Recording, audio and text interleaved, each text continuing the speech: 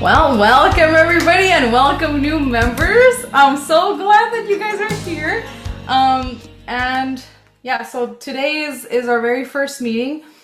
And I'll go over more about like how the meetings are gonna look like after we do the protective dome.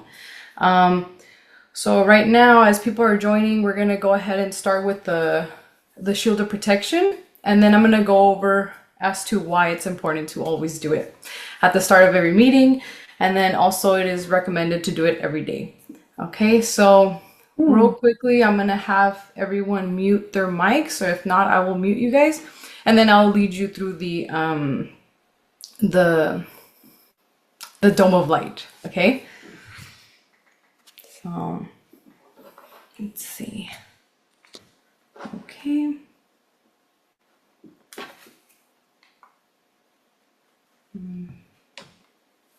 All right, so we're gonna close our eyes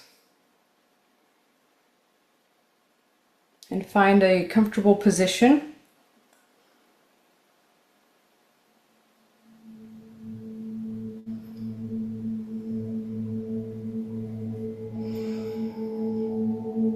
We're gonna take 3 deep breaths, inhaling with the nose and exhaling with the nose. We inhale, we hold, and we exhale. We inhale, we hold, and we exhale. One last time, we inhale, we hold, and we exhale.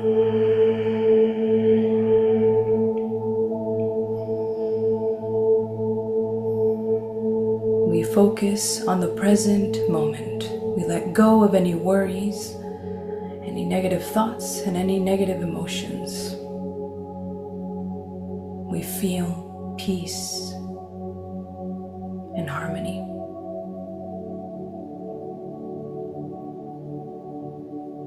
We inhale, we hold, and as we exhale, we shift our attention to outer space, where we can see the violet light, the violet energy, the energy of change, of transmutation, of magic, of all that is mystic, the energy of faith.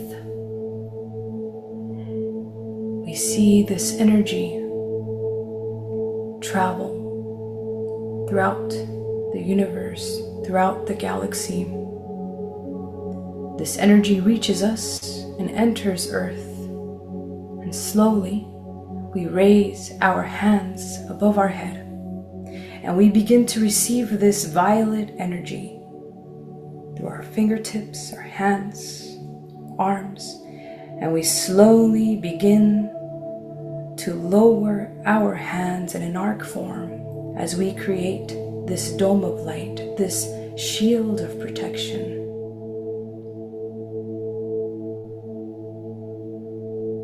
We inhale, we hold,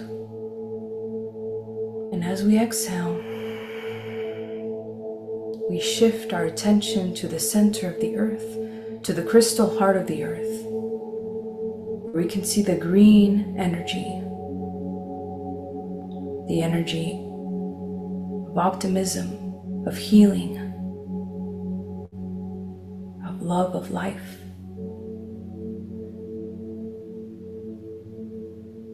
This energy of hope begins to ascend and reaches us. And again, we slowly raise our hands above our head. And as we do so, we begin to combine and fuse both energies, the cosmic and the earth's, creating a stronger shield of protection. No evil or any dark force will be able to stand against us. We inhale, we hold, and as we exhale, we lower our hands and we begin to expand this dome of light, this shield of protection to all who are here with us and those who are not, to our families, our friends, our neighbors, our pets, our home, our workplace, our schools,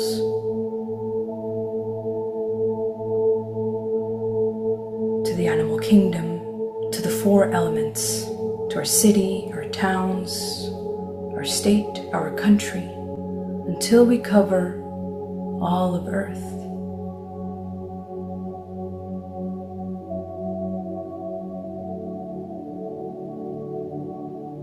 We remember that the most powerful force in existence is love, and we will remain protected by it, now and always. We inhale, we hold, and as we exhale, we project ourselves to outer space and we surround Earth.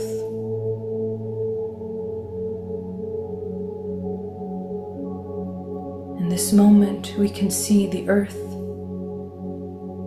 shielded by this dome of light that we have created.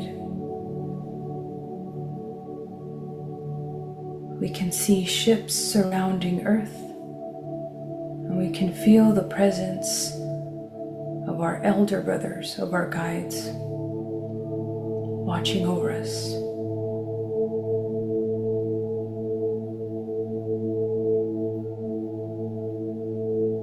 We now prepare to consolidate this shield of protection by vocalizing the great invocation together. And at the same time, we focus on an intention, on the feeling of every word. And from the deepest part of ourselves, we begin to emanate a light, an energy that corresponds to our intention, what we want to see in the world. And as we project this inner light,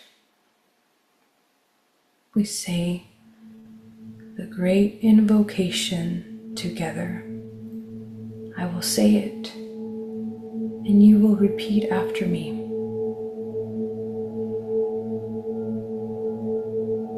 From the point of light within the mind of God, from the point of light within the mind of God, let light stream forth into the minds of humanity. Let light stream forth into the minds of humanity. Let light descend on earth. Let light descend on earth.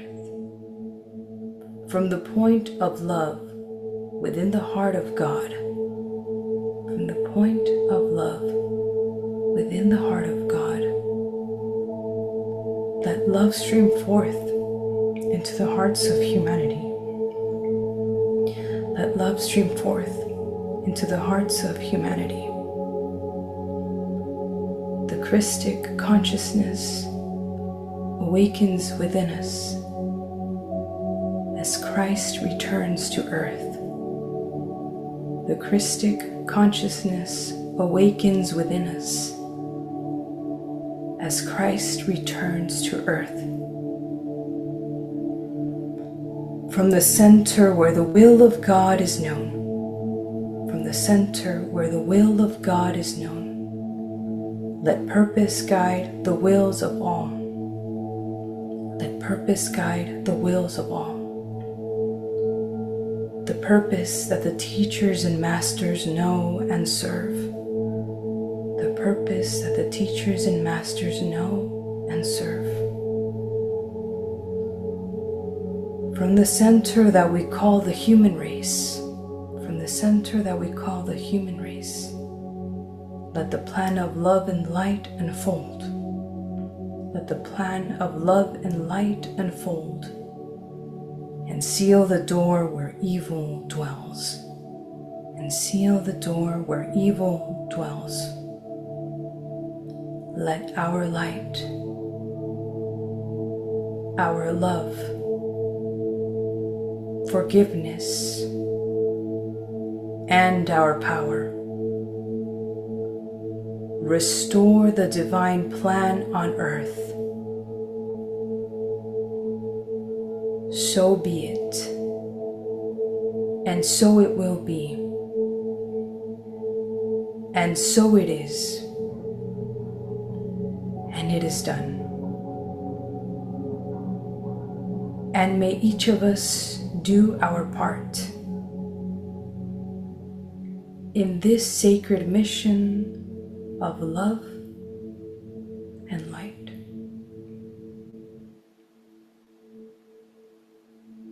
We now cross our arms above our chest, first our right and then our left, as a reminder that spirituality is above all else, that our mission is of most importance. And we give thanks to the Creator,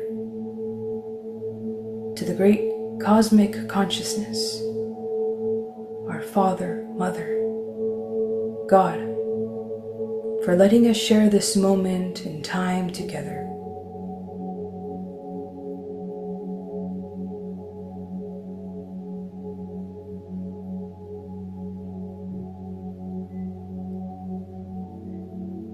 We now lower our hands. We inhale. We hold. And as we exhale, we prepare to open up our eyes very slowly. And as we open them, we find ourselves in peace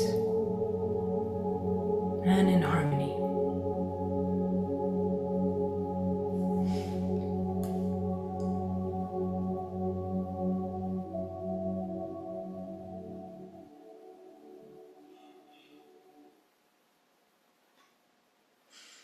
All right, well, we are back. So that was the Dome of Light. I did hand out, I did send you guys the Great Invocation, and then there was also the Decree of Awakening of Consciousness. What we did during the Dome of Light was we said the Great Invocation. Okay, and like I said, we're going to be doing that every at the beginning of every meeting. It's just the Dome of Light. Okay, and now that I so if you go to the practices, the PDF of the 24 practices, there's a section that talks about the protective dome. And it kind of guides you through how you're supposed to do it. And it's a suggestion, right? Because you could intuitively do it, right? So we usually use the colors violet and green because of what they represent. So the violet energy is change, it's transformation, it's faith. And then we combine it with the green energy, so the earth's energy, because it's hope, it's optimism. So when you combine both and then you put the intention, you know, because also violet is the color that represents magic, right? So when we're saying things, when we're putting intention into it, it's like, you know, it gives it power. So we're going to go over that in the next meeting, because I'm going to go into detail on like vocalization and the intention of how you say things and how you think it and what you feel when you're saying all of those things, okay? But But anyways, let's start with introductions, right? So I'm gonna go down the Zoom. So the way I see it is it's Barrett, Herman, Norm, Patty, Sammy, Sue, and then so forth. So you're gonna say your name, you're gonna say where you're from, and your favorite color. Okay? So Barrett, go ahead. What's up, everyone? My name is Barrett. I'm based in the Los Angeles area, and my favorite color is red. Nice, nice. Okay, Herman. Hi, my name is German Herman. I'm from Riverside County area, and I think my color is gray or black or just you know, not a very shiny color. Mm. Okay, thank you. Norm? Oh, Norm, you're muted. Yeah, okay. I'm Norm Ziefel. I'm from the Chicagoland area, Skokie, Illinois, and my favorite color is blue. Mm, nice, nice. Patty? Oh, you're also muted. Sorry. I'm Patty, and I'm from Asheville, North Carolina. And my favorite color varies, but most predominantly is green. Okay, thank you. And Sammy? Hi, I'm Sammy. I'm from Bolivia, but I live in South Carolina. And my favorite color is like a turquoise blue, turquoise blue. It's blue, but that blue greenish. Okay. Sue? I'm from Chicago area. Norm and I are married, so we're in Skokie. And I think my favorite color is probably this celestial blue. It's a very beautiful color, but it alternates also with this really kind of red violet purple color. I think that like amethyst color would be. I think that's it. Yeah. Okay, thank you, Sue. And then I know, Andrew, you said that you were driving, so unless you're able to share, you can. If not, it's okay. Yeah, I parked in the car. Oh, okay. But yes, I'm sitting in the car. So I'm Anju. I'm in Southern California in Orange County, and my favorite colors are pink and lavender. Oh, nice. Okay. Let's see. So my order got mixed up.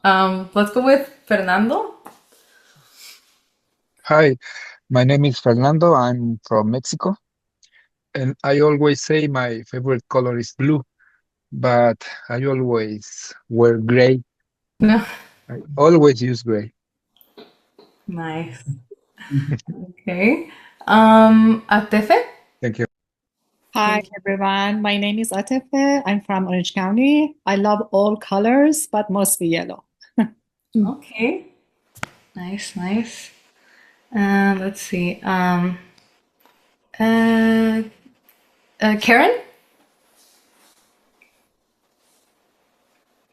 Hi, I am in New Jersey, and my favorite color is blue. Okay. Nice, thank you. And then Pamela? Ouch, baby. Ouch, ouch, ouch. Let's see. You are muted, Pamela. I don't know if you're able to talk. If not, I can go with Yesenia.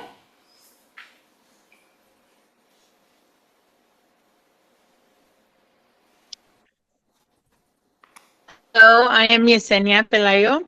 I live in Hesperia, California, part of San Bernardino County, and my favorite color is pink.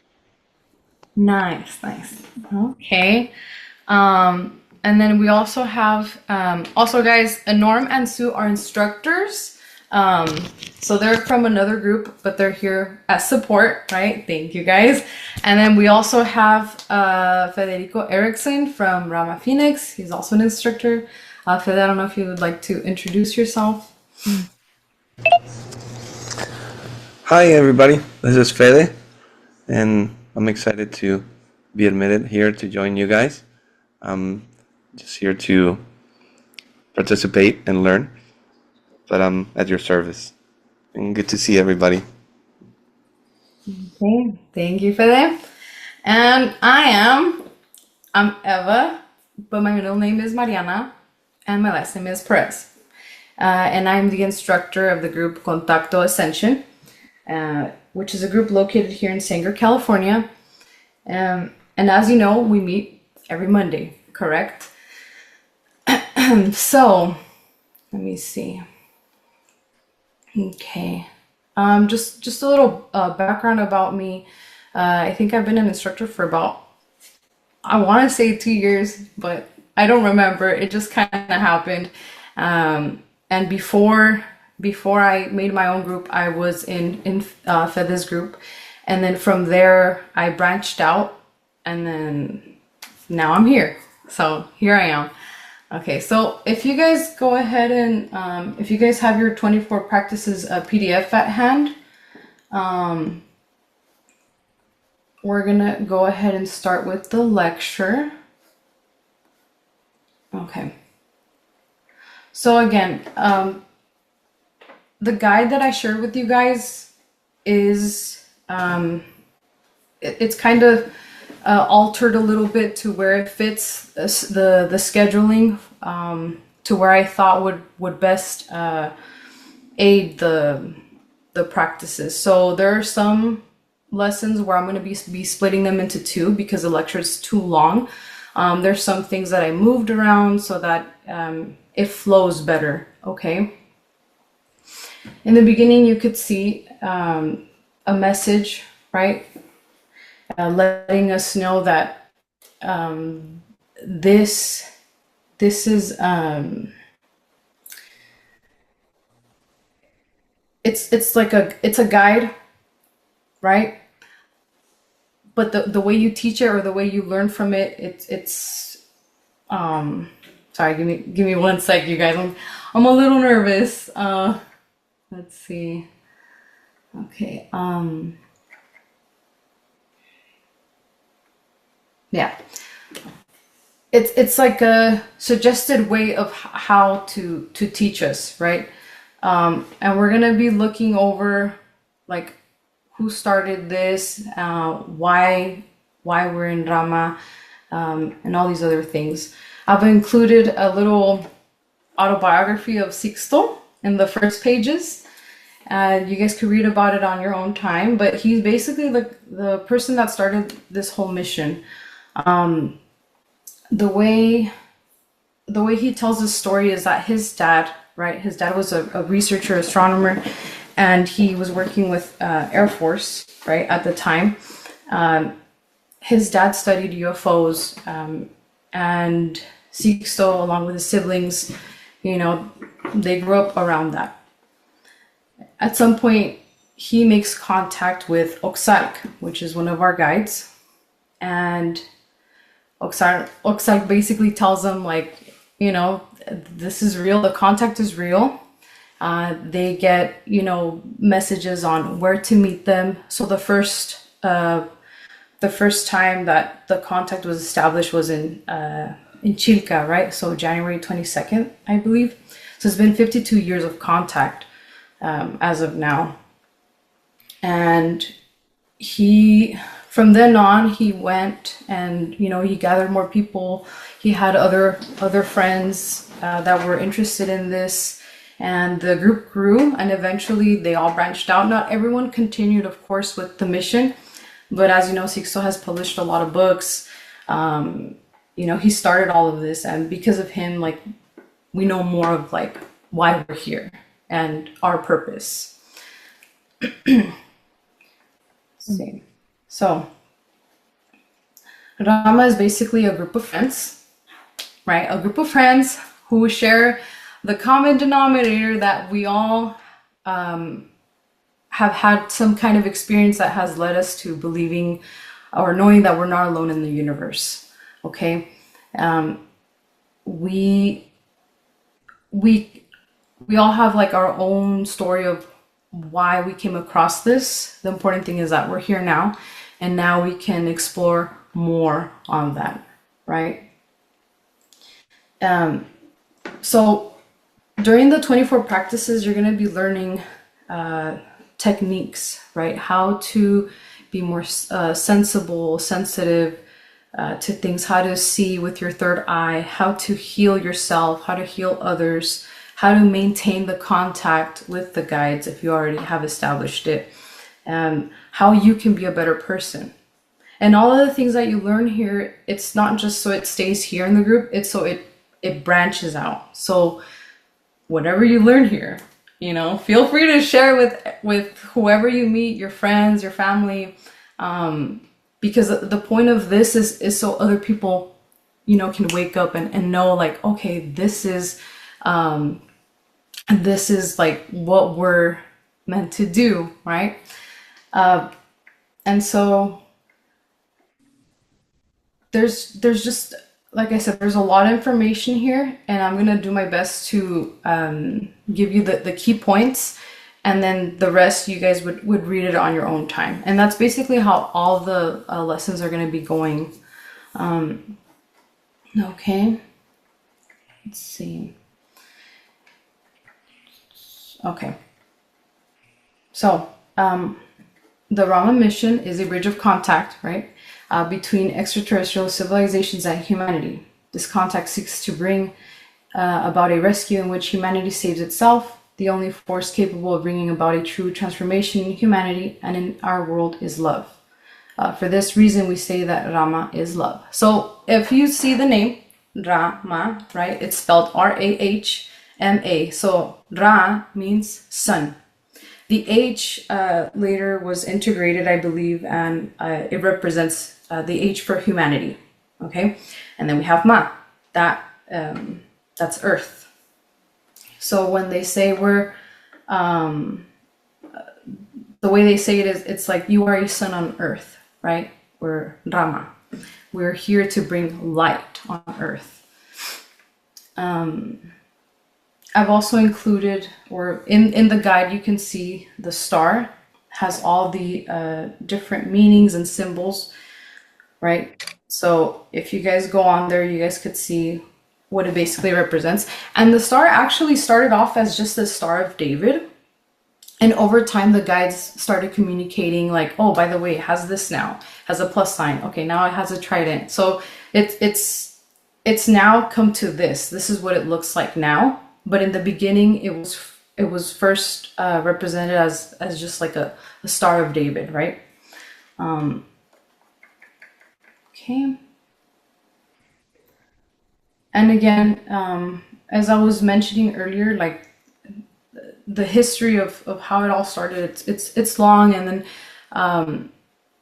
if you guys haven't had the chance to read about the cosmic plan, I'm gonna send you guys a link to watch the cosmic plan in English.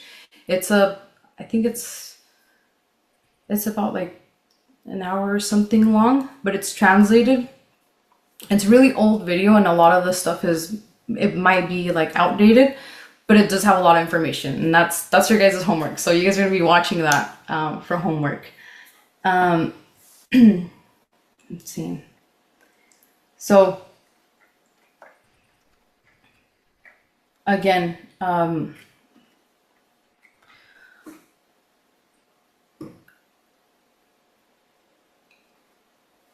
if you go on, as you're following me along, you'll see that there's different phases, right? The second phase, you can see like a chart that I've included with all the guides, the Rama guides, and recently 3 have been added. I'm going over this very briefly because we're gonna go into detail in the other lessons, okay? But I'm just trying to like open this up for you guys. And these are the ones that have been authorized to have communication with us, along with the 24 elders, and then all these other guides that we will be reading about in the next meeting, okay? Anybody can have contact, right? This is something that Sixto has told us. It's not just because one person is special. No, it's because we prepare ourselves for it, right? So what I've learned is that they're going to make contact with someone that they know is going to get to a lot of people, okay?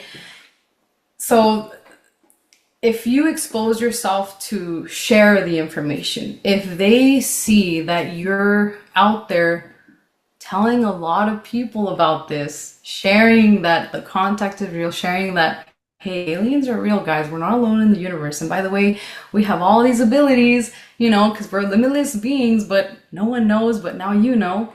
They're going to see you as a vessel. They're going to see like, okay, if we make contact with this person, they're going to tell all these other people. They're going to get to all these other people. So we're going to use them. We're going to make the effort to meet with them. When you start on this path, things that you have to take into consideration is like your style or the way you live your life. Okay. When I first started getting into all of this, I was, you know, I knew they existed, but I wasn't aware about groups really. I thought that they had disappeared. So I'll briefly share about an experience that I had that started everything, right? That made me connect to this, right? Maybe you guys could relate to it. But when I was little, my dad was part of a Rahma group, and he one day asked me if I wanted to go, and I was like 7 years old, I think I was like 7, and he said, hey, you know, do you want to go with me? And I said, where? Oh, you know, we're just gonna go to a house with some friends, and they talk about interesting things. Do you want to go? And I said, okay, yeah, I'll go. But I'm a little kid, you know, I didn't ask questions. I didn't say like, for what? And so we went, and I remember it was a big house, and there was a lot of people there. At first everybody was like sitting down in chairs, and so I had to sit in one too. And then I don't know where they just all started chanting the mantra. I want to say it was Om. Might have been Om or Rahma. No, you know what? It was Om. Yes. But I've never heard that before, so it was so loud for me, and I was not scared, but I did feel like something was happening, and I kept opening my eyes because like it was so loud in there, the echo and all that. And then the second thing they had us do was they put everybody in a circle, so we were all holding hands, and I think it was boy girl, or that's what they wanted to do. Well, in that moment, we had to have our eyes closed. Okay, so I had them closed, and again we started with the mantra.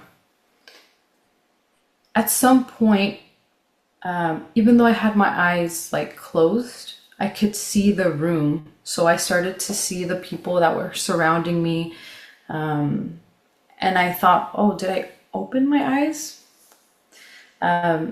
I look up at the ceiling, and I begin to see like a star, like a 3D star. That's what I described it as, but it was like a Merkaba, and it's like about that big, maybe that big, and it was like purple, violet, pink color, and it had like little energies like spinning around like this. That thing was like still, but it had energy that spun around it.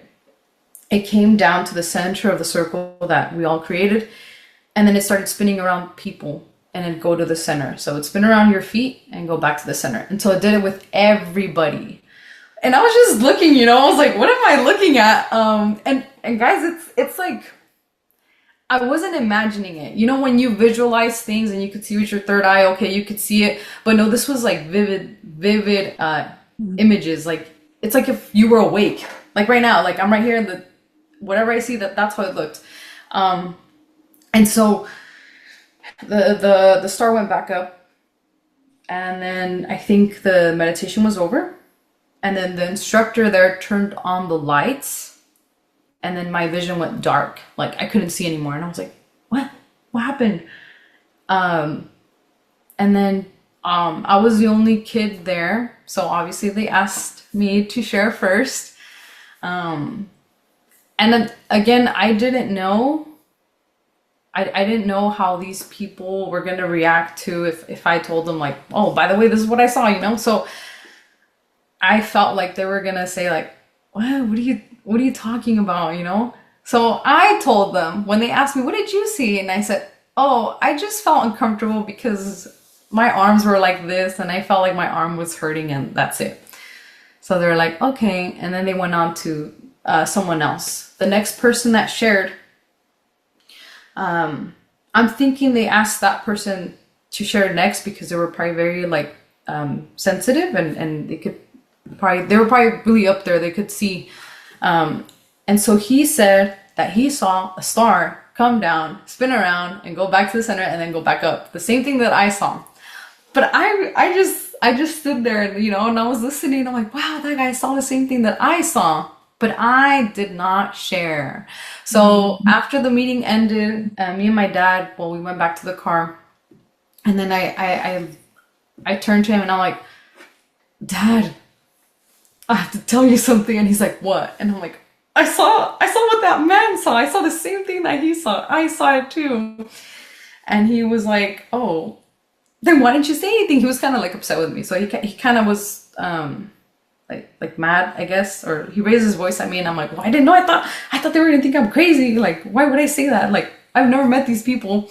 But I think later on, he ended up sharing with the group what I saw. But anyways, after I shared that with my dad, like I remember just sitting there in the car in silence, and then I was like, I want to be an instructor too. Like when I grow up, I want to do that. That was the only meeting I was ever exposed to up until the age of like 20 something, I guess, like more recent times, right?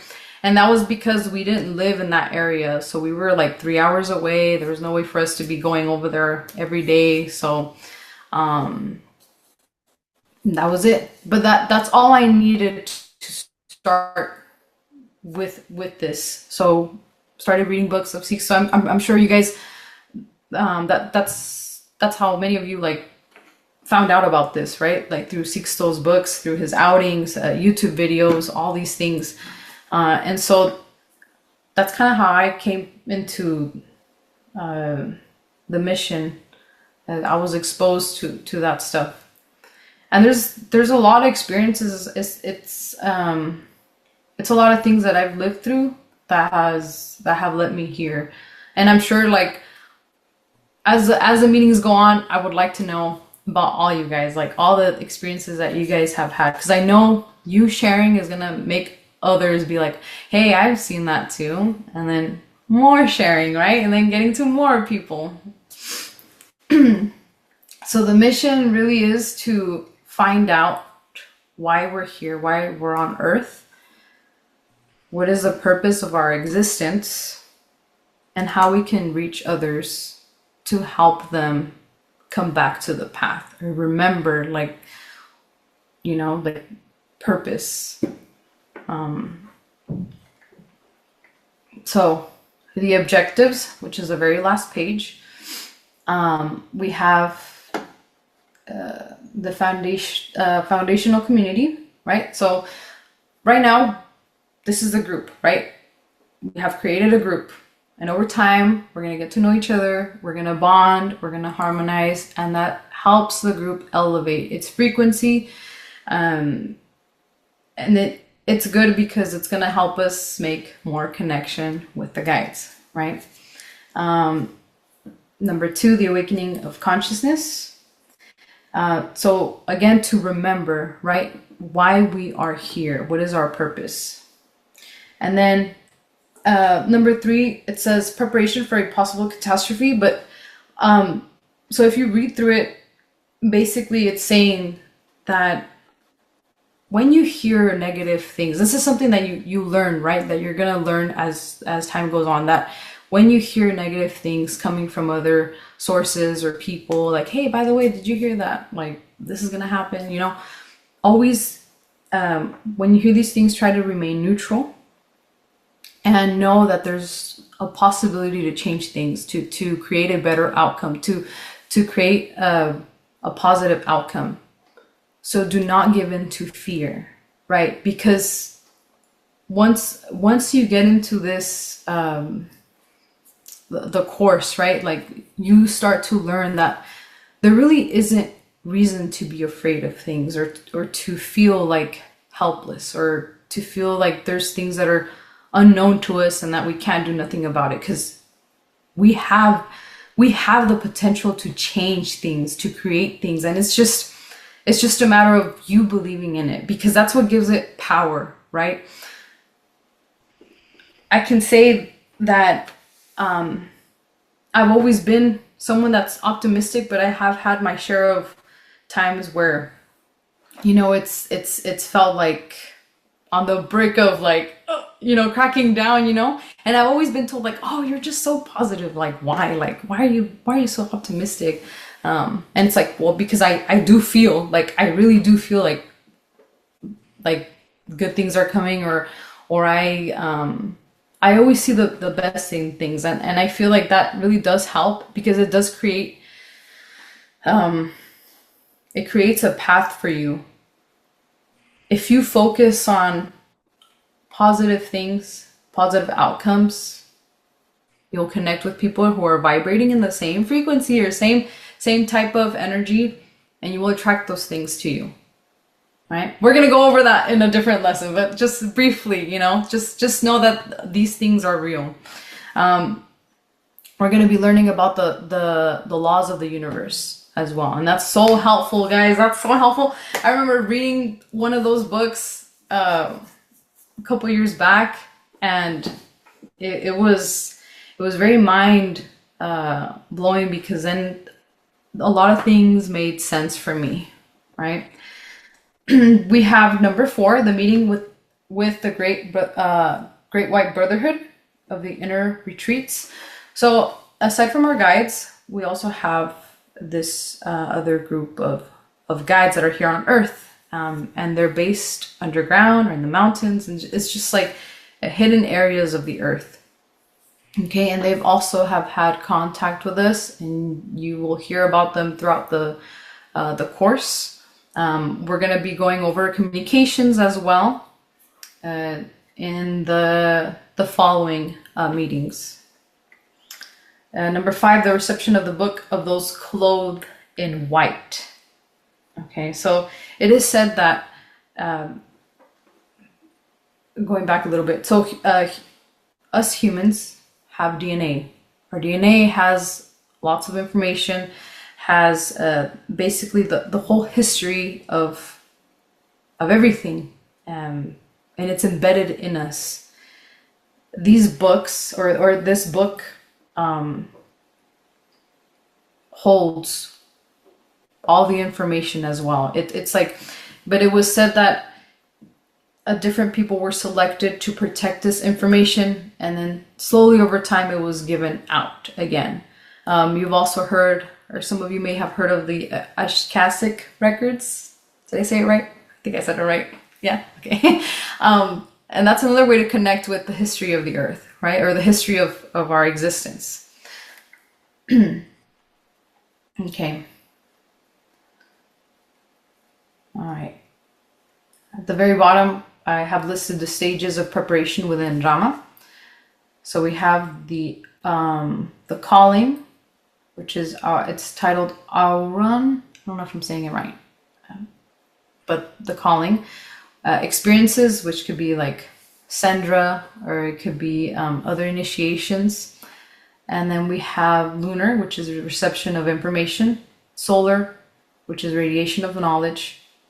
We have humanity, the organizational structure is dissolved. The letter H is added to Rahma, emphasizing humanity as a central focus of the mission. We have the crystal phase, a stage of transition and definition. And then finally, we have the phase of remembrance, which is the 7th and final stage of Rahma, to remember who we truly are, enabling us to fulfill the final objectives of the mission. Okay.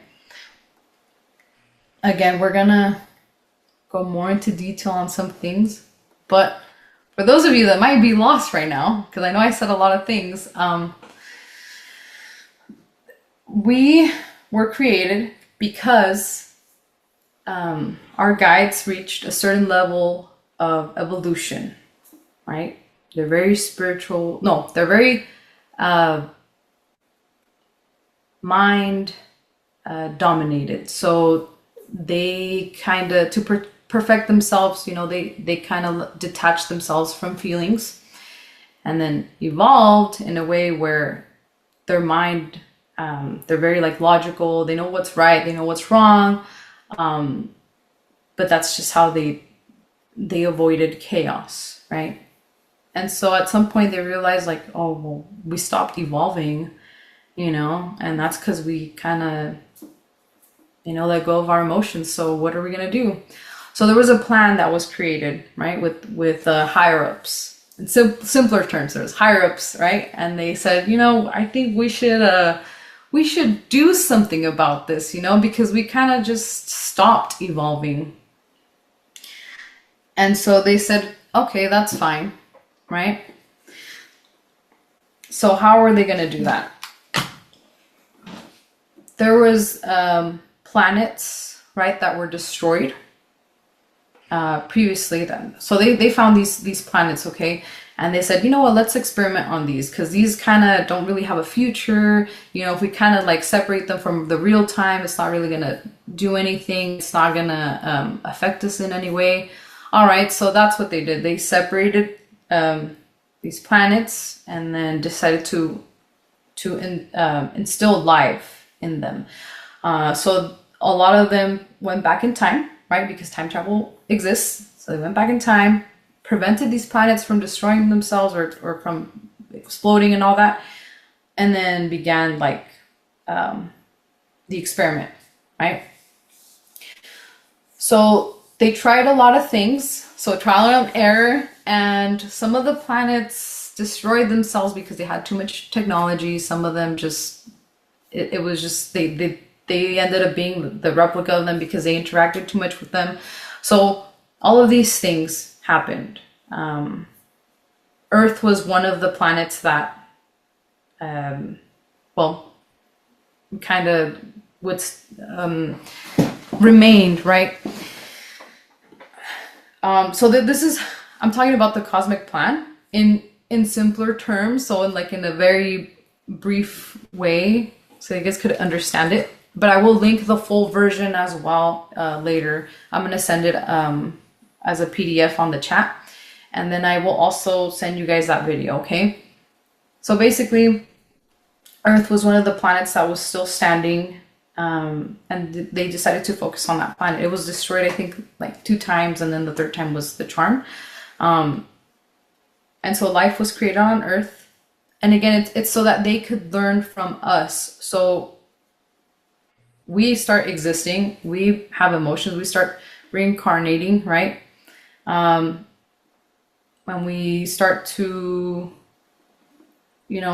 remember why we're here, some of us start to align with our purpose, and fast forward through time, we're here now. Now, during this time that this experiment was happening, there was a lot of opposition. There are some beings that were against it because they thought that it would be catastrophic to the universe. They saw us as like a threat. They saw that maybe perhaps it wasn't a good idea because we could probably contaminate the rest of the universe and make them evil or something, and so they feared us because we had a lot of potential. We have a lot of like power that we ourselves don't even know, right? So this opposition force fought the ones that founded the experiment, right? Because there was chaos between them, war. Eventually they were cast out. They were cast to Earth, right, as a prison. So they're here now, and this is what we call, or some people know as demons, right? Demons, or are brothers who are exiled, trapped in time, right? And so they remain here. They're scattered throughout Earth. They're not all together. There's some in Easter Island. There's some in other parts of the world. And now that they've been here, they're unable to reincarnate, okay? And they can't escape. So this is like their own prison. And in a way, it's kind of helped us evolve too, because you know how they say like you can't really appreciate the day of the sun, or like, I mean, daytime, right? You can't appreciate sunlight or a nice day if you don't first experience like what it's like to be in the dark, right? And so their opposition has helped us grow too. So even though there is a lot of bad, or it may seem that way, that there's a lot of bad in the world, it's helped us grow. It's helped us learn.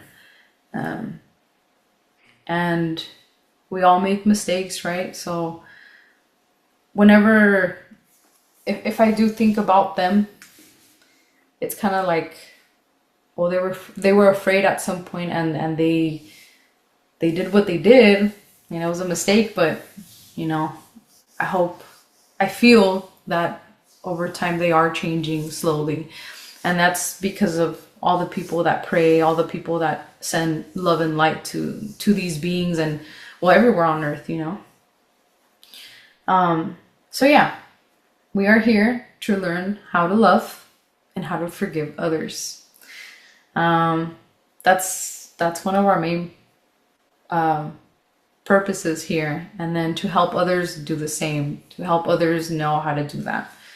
And like I said, it's gonna be a long course, but I hope it's fun, you guys. I know right now it's kind of a lot, but I hope you guys have fun. And I know the next classes are gonna be a lot of there's gonna be a lot more interaction. But before I go on, does anybody have questions about anything? Anything that I talked about, I could probably go into detail now that I kind of went over everything briefly. So does anybody have questions about anything? Yeah, I had one, Eva. Yes.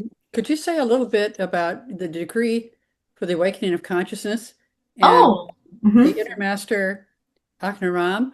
Could you say a little bit more about the Inner Master and your relationship, and kind of where the decree for the awakening of consciousness, how that emerged? Okay, yes, that's a good question, Sue. Thank you for that question. Okay, so guys, so like I said, whenever we do the protective dome, we say the great invocation. A lot of the times when I'm doing that, I'll say something extra, whatever comes to mind, right? And there was a time where I just felt the need to say certain things, right?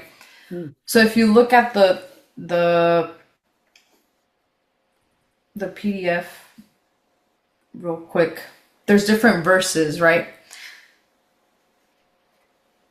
One day I said a big portion, like I just started saying like maybe half of it, and I was like, oh, that came naturally to me. Before it was just like a little piece, right? And then it started coming, but it was weird because like I felt like it was just flowing, right? Like it was coming down. And then at some point I would feel like, okay, this is me. Like I'm saying it. I feel like this is me. I'm saying that. So my cosmic name is Aknaram. And then I started to there was a time where I started to see or receive communication, right? During the time that I'm doing this too, because it would happen in other instances. Like if I was ever doing like a healing work for someone, or if we were sending energy to a country or a group of people, I'm letting myself be guided. So partially, yes, I know that I have to, like, you know, the motions and all that, but I also receive information. So when I received this decree, part of it was me, and then the rest as it came was from them. And how do I differentiate, or how do I know the difference? Well, I know when it's me because I know myself, right? Like there's some things that those are my phrases. Like I always say that, or that's how I talk. And then when I started receiving these other ones, I would feel the first time I received them, I felt the what do you call them? The cesium crystals, right? So they started to vibrate, and I would feel this intense pressure, or like a feeling, and that push to say more, or these other extra words, right? Until it became a whole paragraph. And I was not writing any of this down, guys. Like, I was just saying it. Like, I would just be speaking it, and at some point I'm like, I think I should write this down, because I keep saying the same thing, like, and I'm not reading it off of anything. And that's when I knew, like, okay, it is a communication slash collaboration with myself. And then that's when I wrote the decree of this decree. So it's very important to have that connection with your inner self, right? They say that when you have that connection, you can connect with the rest of the world, or with others. You'll understand everything why, right? So today we're not, well, depending on the time, we might actually have time to do a very short meditation. But with meditation, with self-reflection, you start to remember things, right? You start to remember your past lives. You start to remember, it's kind of weird. It's kind of like, you can see it as muscle memory, right? Like, when you do things, it's not because you're actively thinking about, like, oh yeah, I'm gonna write, and I'm gonna hold the pencil a certain way, and I'm thinking about which articulation to hold the pencil with. No, like, I just do it. It's like automatic. So that's how this works. Once you find your cosmic name, once you channel that and you connect with it, you start to remember things. You start to remember who you really are. And Sixto talks about this too. He talks about, like, how you're kind of like an avatar, right? Like, this is my avatar, right? In this life, my name is Eva Mariana Perez, right? I'm a girl, and my personality is this. This is my personality. But when I die, or when I transcend, I come back to the source. Like, I'm what I am. So it's the collection of all these existences, all my past lives, and I'm someone else. I'm just someone else. So when you're here, so now if I connect to my cosmic name, and I chant this name in the morning, and I say it in my mind before bed, eventually that sound, that frequency will embed into my body. I will vibrate at that frequency, and somehow I will connect to that source, to that the memory of who I am. This can also bring you to maybe be different. You start to align with that, without, like, letting go of, like, who you are now, but that part of you comes out more. You will notice that you'll notice how just things that you never thought about would be easy for you. Like, all out of nowhere, you're like, oh, what the, like, I'm a wizard on this stuff. Like, I know how to do all this, and I know how to talk about certain things with certain people. It's just connecting with your inner self will help you remember your purpose, right? Something I've noticed over time is that the more I meditate with my cosmic name, the more I feel like I'm remembering stuff from past lives, or pick up, like, things that maybe I used to like back then. I mean, that just I think happens to everybody, right? But aside from that, you do feel that push of, like, I need to do something. I need to do this. For me, it was being an instructor. I felt like I needed to do that. And here I am now. For you guys, because we all have a collective mission, right? As a group, and we also have our personal one. As a group, it's, you know, to expand knowledge with others, right? To teach others what you learn here and share it with other people. And then you also have your personal mission. And that's up to you to find out, to discover that. Like I could say like, oh, maybe it's this, you know, but you know what you're meant to do. It's whatever compels you to do something. It's kind of like when we get jobs, right? Like, you know, what is it that you got into? Like what did you decide to major in college? What's your favorite subject? You know? I think that's where you can start seeing like what you're meant to do. Like if you're really good at, like, I don't know, writing reports, maybe you're meant to write a book about all the stuff that you learn. Like Barrett over here. Sorry, Barrett. I'm using you as an example, but Barrett is writing a book, you know, and that's part of his personal mission. You know, Sixto wrote a lot of books, right? His way of sharing information to the masses was that way. And then also having all these outings. He also does like tourist things, right? He takes people on these different places of the world and incorporates, in a way, Rahma into these things, and it teaches other people. Even if just the way he says things, that even if you don't know much about Rahma, you still connect to what he's saying. Like just the way he talks. It's weird because like whenever you're at an outing or a conference, you ever notice how he kind of like looks at you guys, like he's like making eye contact with everybody, and then he'll share something that you were thinking about, and you're like, did you read my mind? He probably did. Or you could probably, you know, like, yeah, like he knows.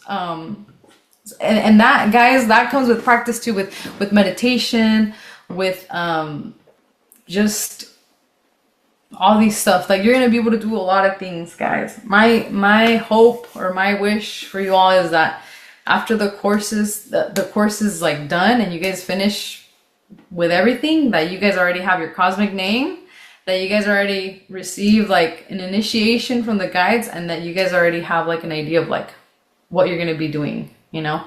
And again, after the 24 practices end, you know, we continue on with the meetings. Like we don't stop. So this is the course, but after the course, it's just regular meetings, right? Working as a group. I also remember that I forgot to go over the guidelines, so I will go over them right now before I forget. Let's see. But thank you, Sue. I don't know. Did that answer your question? It did. I don't know. Yeah, that was good. I think we're kind of dropping off the edge of the world here. Oh. It's been a long day, and lots has happened. There's a lot going on there. But I just wanted to say that also the 3 phases, cosmic phase, that's really useful. I mean, it's a great way to do the history, and I wouldn't mind putting that into our 24 guides. So I think that would be a good explanation, and it's very succinct, but it's gives a clear sort of progression about the mission. And I just wanted to, before we go off, before we fall off of our chairs here, that one of the things we've learned to do is, and some of us are doing this, is use our energy to stick things to the wall, like coins or other things. So it's just a way of practicing that you are beyond just the physical, and it's a lot of fun as well. So it's not serious, but it is sort of in a way, because you are training your energy, and it's also defying gravity and the laws of physics as we know it. There's no real explanation for how you do this. So I just wanted to show you that the coin that I've got stuck to the wall here. Let's see if you can see it. Oh, let me unblur my background, otherwise you won't be able to see it. It's a little Chinese coin, and it took a while, but there it is, stuck on the wall, right next to a Chinese scroll. And it's just a regular little coin, Chinese coin, and it's been there for 3 weeks. So it's not just there was a special type of energy that occurred at that moment where the wall itself kind of changed and the coin, and we sort of reached a certain consensus that we were going to do this. And that's when it stuck, and that's when it stayed. So it's different types of coins, or I tried a plastic fork, I tried a metal fork, that stuck for a little while. And so it's also changing the house. So it's really fun to work with, to just play around with this and find the kind of like that sweet spot of your energy where you can transmit it to the coin and the wall then agree to play, and they stick to each other. You want to rub the coin so it's very dry, and so there's not any possibility of like it got moist or something like that. So that's why it's sticking. And it's a lot of fun to do. You can amaze your friends and your family doing this. But it's also got a serious aspect because it is training your mind to step beyond what you think you are and begin to really understand you're way more than what you've been told. And defying gravity, like this little coin is here, is a good way to do it because it shouldn't happen. It shouldn't be able to do this. And there it is. So yeah, it's just a fun way to experiment with it, as well as telepathy and the other things that we get into. But so try it at home. You can try this at home, and just kind of play around with it and see if you can do it. Just take a dime, usually is easier because it's lighter, and you stick it to a wall with your finger, like the pad of the finger, and then slowly do it with your fingernail, and then lift your finger off and see what happens. So anyway, that's our little tip for the night. Thank you, Sue. Yeah, it's really fun. Yeah. Anyway, so we're gonna say goodnight and get to bed. But really, thanks, Eva, for this, and your materials are really good. Let's talk and see what we can exchange and kind of give to each other. So Okay. Yes. Yeah, I wanted to also add that how are you going to proceed? Like, is there a format for the meetings? Other materials that you're going to add on? Will people be interacting with you? And so, I mean, like, can you just give a general idea of like, because I know I won't be here all the time. We can't make it all the time, but just to give us an idea. Yeah. So the next meeting, I think I will incorporate an exercise. But it's gonna be a lot of like participation, kind of like how you guys do it, but more of just trying to interact more with others. Because I know in the past it's at least like the first time I did the course, a lot of people were shy and stuff, and I'm like, no, I'm gonna call, and everybody gets to share. So it is gonna be more interactive and a lot of like practice, and then stuff that I've came up with this, or I'm gonna put stuff that has helped me, especially with like exercise, like how like you shared the coin. So then I have things that have helped me, and I think it'd be good to put them on there like as a extra exercise to do. So yeah, so it's gonna be fun. Yeah, there's also ways of getting training yourself to get into meditation very quickly, so that your focus is really in like one pointed, but you're able to get in there more quickly and do the meditation maybe in a shorter time, but equally concentrated. So there's some techniques for that too that I think we're going to look at and study. So yeah, there's a lot to do to train and remember who you are. You're pretty amazing, I'll tell you. We're all in this together. Oh my God. What you're going to be able to do. Wow. Okay, well, we're going to go off and hopefully have some good dreams and Yeah. for this, and we'll see you. But try the coins, just play with it. It's you can do it, Eva. I think you'll be able to do it fairly quickly. Oh, I'm gonna try it. I will Okay. try it today. All right. I hope it sticks. I'll Well, let you guys know. I will it tell will. you. Just keep at it. It will stick. Okay. It's cool. Okay. All right. So we'll see you. Thank you for Everybody. joining, Sue and Norm. Thank you. Bye. Bye. Sue's going to go, but I'm just going to ask another question or so. Yes. So the meetings will be like about a couple hours long, roughly. I mean, is that the time frame? And So, and they're gonna be 2 hours, about 2 hours. Okay. unless they go over a little bit. But I want to maintain it 2 hours because I know everybody has important lives to get to, and I don't want to take too much of their time. So I will do my best to just keep it at the 2 hour mark, and yeah. Okay. So yeah, I like Sue said. I think it's very very beautiful.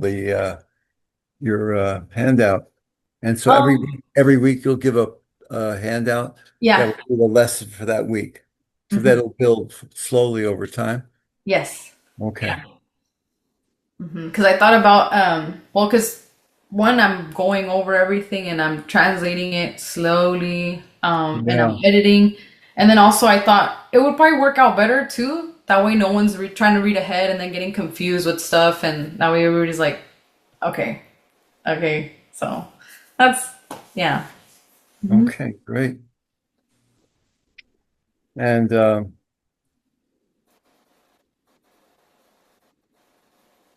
then so we'll pre-read the materials prior to coming on. You'll send them out like what 3 or 4 days ahead of time, Yeah. typically, and then people have a chance to read it and ask questions or go over the material with you. And will you be assigning, like, in our group, we have sometimes people do a particular section or something where they can bring out their own energy about how they want to present it. Are you going to be mainly doing it yourself, or will there be sometimes like a group or other people facilitating? There'll be there's some sections that I would like to have everyone try to present material, but it's gonna be more of like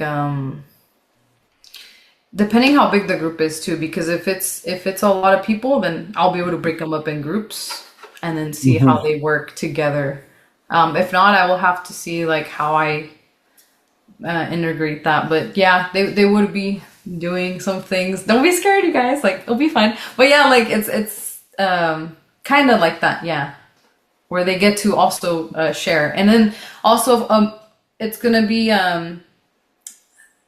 during the course, I'm gonna be looking at everybody like strengths, weaknesses, or like not weaknesses, but areas where I feel like, oh, maybe they'll do really good here because this is like what they like, but have them exposed to everything, so they could be well-rounded and have experience in like different areas. So I'm thinking of maybe having them at some point lead a meditation, maybe, like the whole meditation, perhaps. That's why I like, but I will get to know everybody and see like what I'm going to be doing.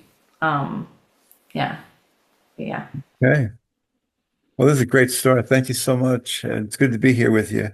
Yay. And I know some of you guys from previous meetings, so bless you all and take care and have a good rest of the meeting. Thanks, Eva. Thank We'll you, be in Norm. touch. Yeah, Thank we'll you, be in touch. Norm and Sue. Good night, everybody. Bye. Good night. Okay. So I did see Pamela, you had a question. I saw it. I'm sorry. Let me look at the chat real quick because I think a lot of people wrote stuff and I haven't seen it. Okay.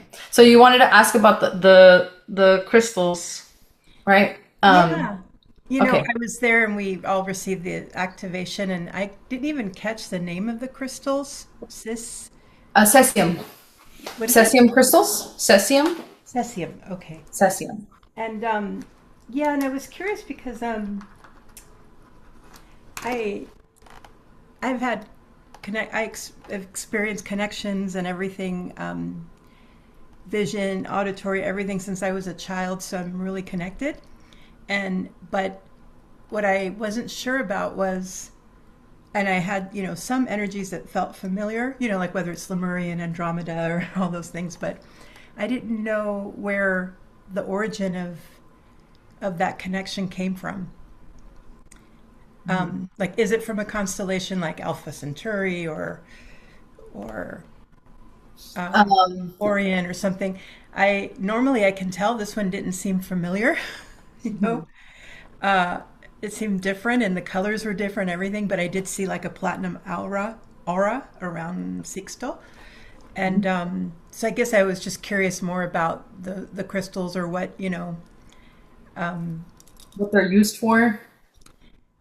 no, I mean I connected. I mean I felt like my hands were like magnets that were opposite, that kind of like you can move energy. It was very strong, powerful. I felt like, and actually the night I came home that Sunday, I closed my eyes, and normally it takes me some time to get into lucid dreaming, but I closed my eyes and it was instant. And there was like a screen with navy blue and black, and then it's like the movie started, and I felt this brrr, like this vibration that was really strong. And normally when you're in Shasta, it's like this wave of love, and it's subtle but potent, right, with archangels and all that. But this was just different, something I'd never experienced. I was curious to know. It's very powerful, but I just didn't know like what the origin was, or if it's, you know, um, So yeah, I think I kind of understand your question. So if I don't answer it, let me know. So what I think you're asking is like, where's that coming from? Or like, where's that energy coming from? Because it was so strong and it just felt different from stuff you felt before. So these, and I'm pretty sure it's because you did receive the crystals, right?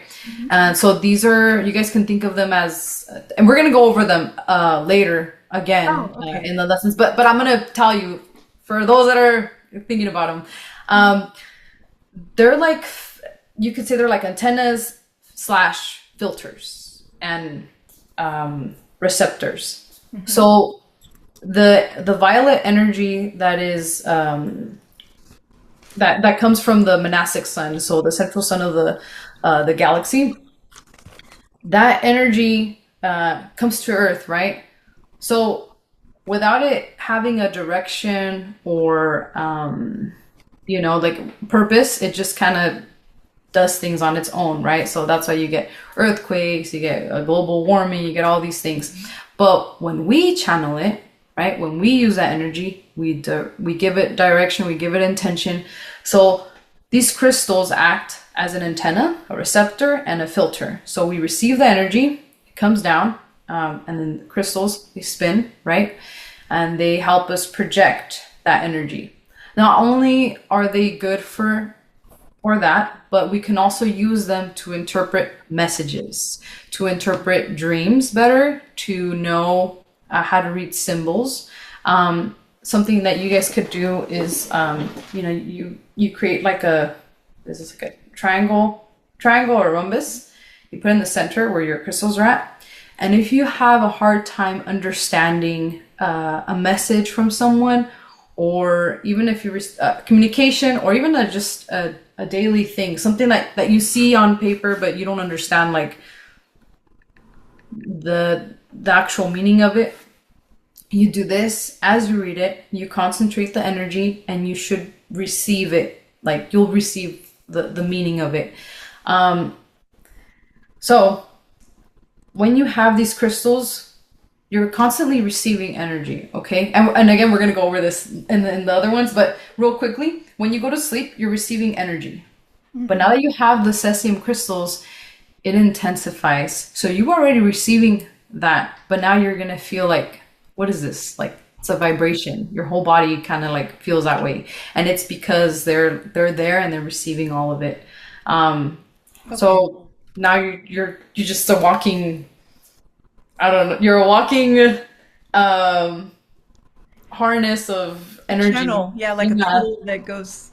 Yeah, okay, that's great. It's from the sun then, the monastic sun is what you're saying. Yes, because we're using the violet energy. Yes. Okay. And any other energy too. You whatever energy that you decide to project, you intensify it. But they're mainly used for the violet energy. Okay. So I can interchange and use with any other frequency, or whether it's Lemurian or Lyra or anything, and use the same, for expansion and like, okay, I get what you're saying, but it was more like I was curious whether it was like a fractal of a constellation I wasn't familiar with yet or something, because it was just something that felt very different. And like I think the first thing I worked with was the violet flame from Shasta, so it was like it just felt different, but it was very potent. So thank you. I accepted it because I trust Sixto, of course, and I resonate with him. So I was like, yeah, anything, But I didn't know what we were doing. So thank you. Okay. Let's see. Anybody else have questions? Any questions about anything from the outing? No? Okay. So let me go over the guidelines before I forget. I was supposed to do that in the beginning, but I didn't. Okay. Okay, so I'm just gonna read it, right? Welcome to our Rahma extraterrestrial contact group. We are dedicated to the awakening of consciousness. As your instructor, my role is to guide you, offer new insights and lessons, answer questions, and show you how you can connect with your inner master, and in doing so, help you connect with our guides and help you remember what your purpose and mission on Earth is. So I have listed the rules or guidelines. So respect one another, be kind with each other. If any challenges or misunderstandings arise, please voice them with me so we can find a solution together. Avoid interrupting others when they are speaking to ensure everyone's voice is heard and respected. Keep discussions and topics focused on Rahma to maintain the flow of learning and concentration. By default, I just always have to share this because whenever we get a group of people joining, I always share this, or when we start the 24 practices. I don't think we should have issues with any of these things listed, but I have the guidelines just in case something does happen. Yeah, we have this here. Something I did want to touch up on is a level. Yes, I know. So the level of learning. So everyone's at a different stage, okay? And that is why the course exists, right? Because we're starting from here, and then slowly but surely we're gonna, learn over time. So, and that is why I have listed on there that one of the guidelines is to maintain topics within or related to Rahma so that no one gets confused. No one's, talking about this and then like we haven't even touched on that, or it has nothing to do with what we're doing in the course. So if at some point during the class, like let's say someone starts talking about something that's totally like unrelated to Rahma, or I will just I will ask for the person to like to stop sharing, or I will just proceed to muting the mic, but I don't think we would get to that. And let's see, so fun stuff about the course. Again, this is just the first session, so a lot of it is just going to be me talking, but the next sessions it's going to be participation. I did ask on the agenda, or I think I listed on there on the bottom part, just advice, right? So bring a notebook or have something to record or take notes, okay? So for example, I have this journal that I just got. It's brand new. It's brand new. And I have a bunch of notebooks in there, okay? And I have other notebooks over there, but I realized that it's just too chaotic. I'd rather just have one and then different ones so that I could put my reflections for like my solar meditations, lunar meditations, things that we do in class and all that. So I advise you guys to just have something to take notes on, or if you guys have a laptop, you guys could do it on your laptop, but just something so that you guys record all this stuff. Because one, it's good to see the progress that you've made, right?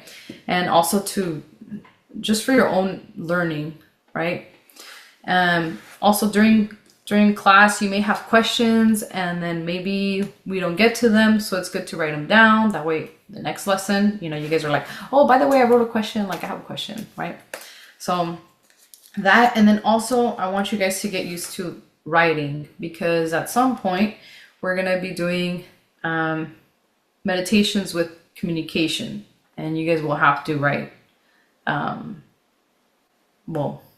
use your hands to write messages, okay?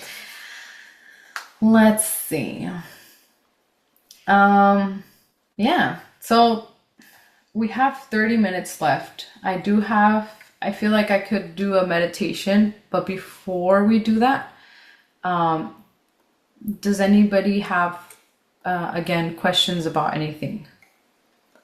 Just something. Herman, is that you? Yeah, Herman. Yes. I want to know if it's convenient to go through the 24 practices at the same time, like a parallel, because with my other group on Fridays, it's going to start in late in August in Spanish. So since I'm more fluent in Spanish, I would like to take both. Is it possible, or is it inconvenient? Is something that I should So consider?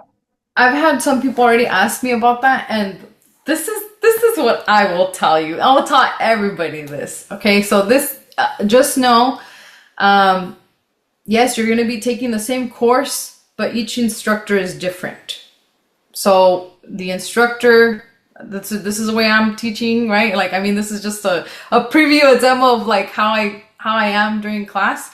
So it's just what you feel it will work for you. Also, yes, the material might be very repetitive, but it might not. But it might also not be. And I just don't want you guys to get confused. You can.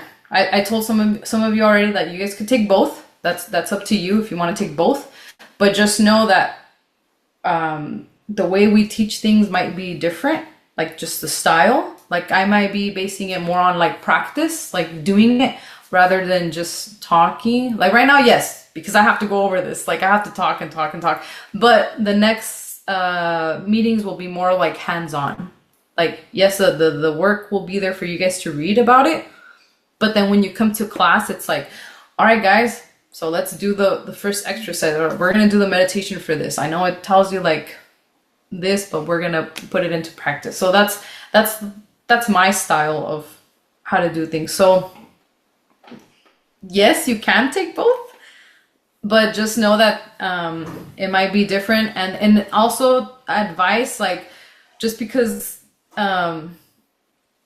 so other groups don't get confused, because like what if like you learned something here and we're already on class number 7, and then you go to the other class and you're like, oh, but can't we just do this? And they're like, what are you talking about? We haven't even gone over that, like, so just be mindful of the other people that are taking the class. And if you know more, or you want to like just hold on, just in case. But yeah, so you can take both. That's up to you guys.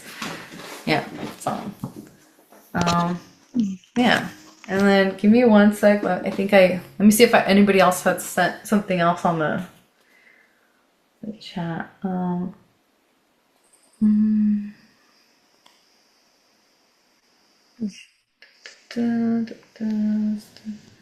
Okay. Yeah. Yeah.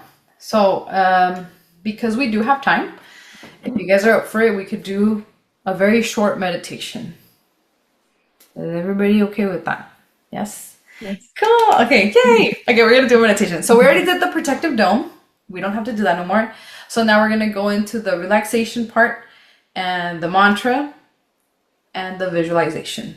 Again, this is just a preview, just because we had extra time to do it. Okay? So, whenever we do meditations, or in the future classes, I usually tell people, like, if you guys feel comfortable turning off your light, go ahead and turn it off. Or if you guys need to get in a more comfortable position, you guys could do that. I usually sit down and I turn off my light, but because this is a class now, I have to, for now, leave the light on. That way you guys could see me, I guess, instruct. So I will go ahead and start. We're gonna do about 15 minutes maybe, and then we'll have 15 minutes to share what we visualize, okay?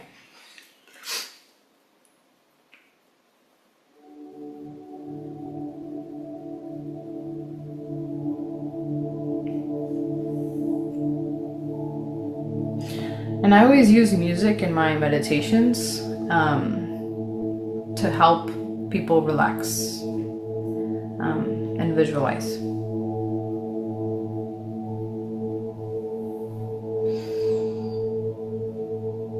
So we're gonna close our eyes and we're gonna come back to that relaxed state of mind.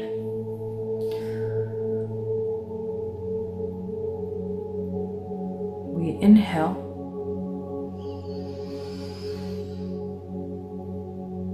We hold.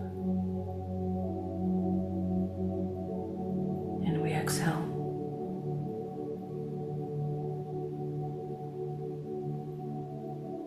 We inhale. We hold. And we exhale. One more time. We inhale. We hold. And we exhale.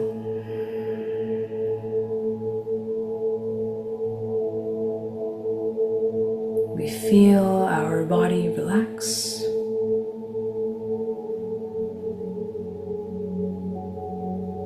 And we begin to feel an inner vibration that expands and connects us with the all.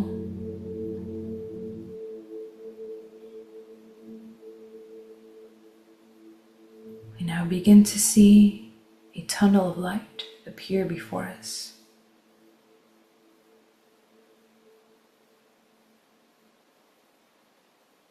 And as we begin to walk through this tunnel, we begin to receive this energy, this yellow, bright energy, the energy of wisdom, of intellect, of knowledge, of balance.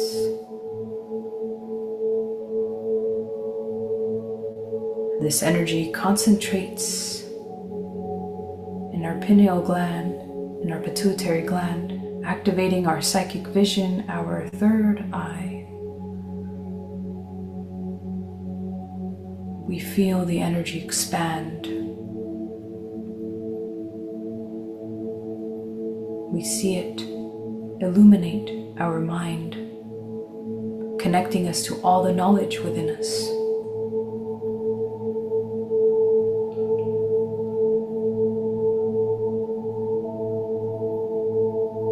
We now prepare to chant the mantra Om as we continue to receive this energy. And as we continue to walk through this tunnel, we inhale.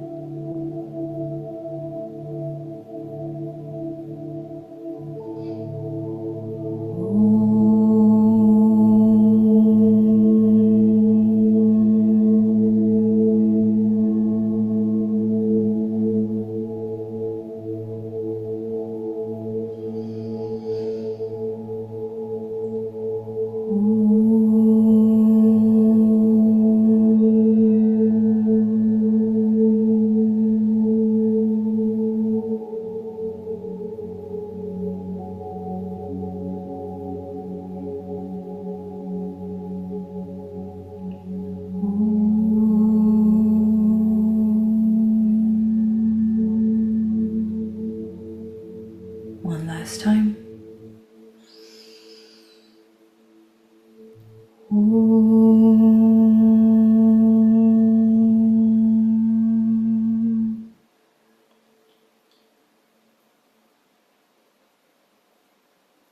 have now reached the end of the tunnel, and as we emerge from it,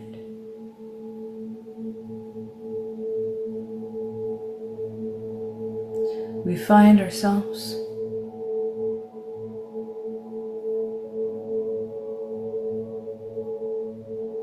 in a forest.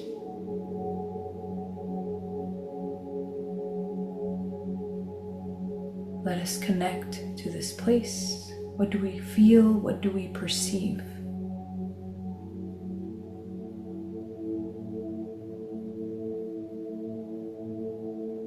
As we look around, we see that we are not alone.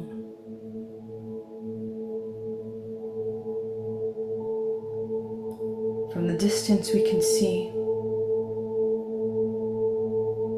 our guides and the white brotherhood of the earth. These beings of light.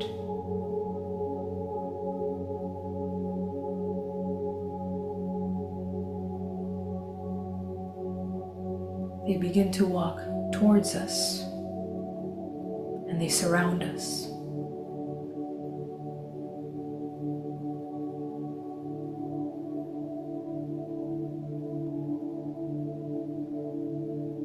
They let us know that they are ready to support us with the work that we are about to do. We will now create a circle with each other and hold hands. We look to our left and we look to our right, and we see who is standing next to us.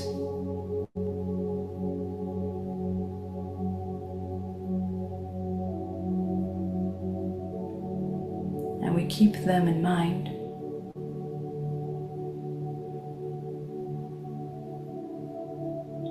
And as we hold hands with everyone in the group, we begin to feel the energy that we all share together. The affinity, the connection. We let it flow through us.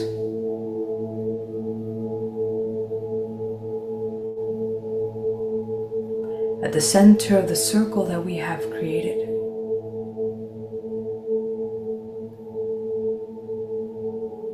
we begin to see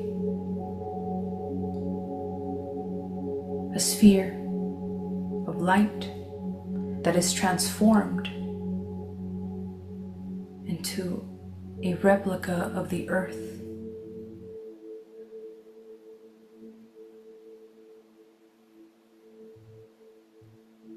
Each of us will think of a positive outcome, positive change for humanity. But we must be specific in our intention.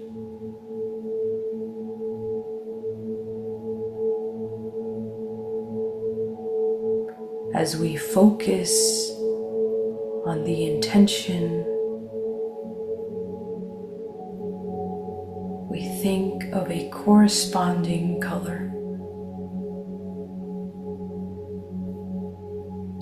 If we focused on love and service, we will use the energy of the color red or the color pink. If we focused on health or optimism, we will use the green energy.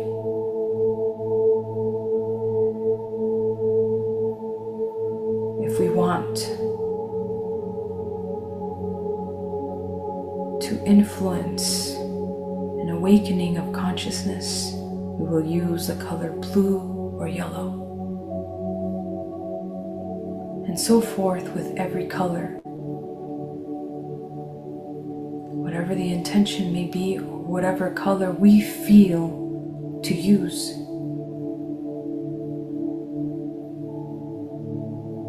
We think of that change, of that outcome, when we raise our hands up to our shoulders, palms facing outward, and we begin to project that energy towards the center, towards that replica of the earth.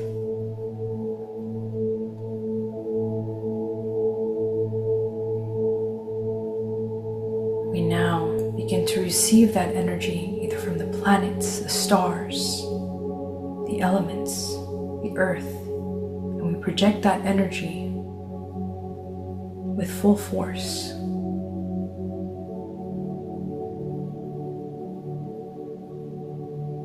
We now begin to see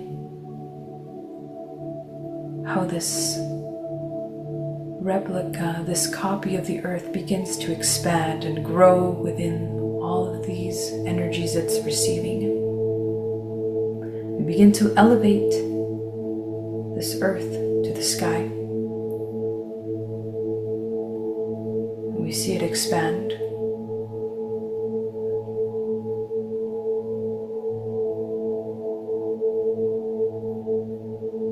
And we see how it begins to receive cosmic energy and also energy from the source.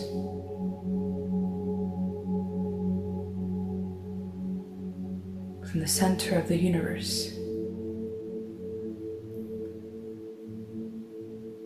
We then see this sphere, this giant sphere, the replica of the earth, begin to condense. And we begin to lower this earth to earth. And as we lower it into the ground, we connect it to the crystal heart of the earth.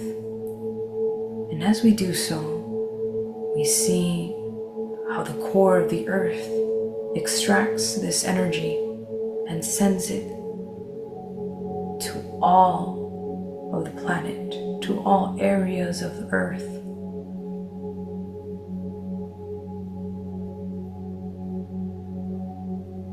We feel that the change is happening simultaneously. And so we give it power. We say the following out loud, with emotion, with feeling,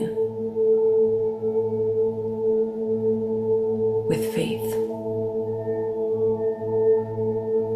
So be it, and so it will be, and so it is, and it is done.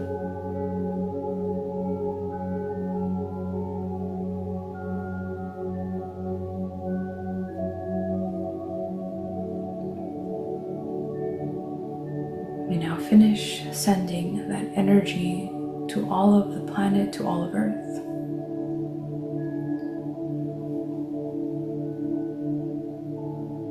And we prepare to depart.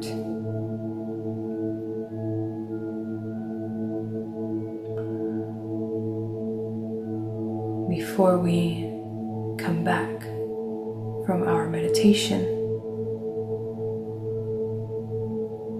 we ask to feel a confirmation from our guides to feel their presence. And in this moment, we may feel them. We may feel their presence now.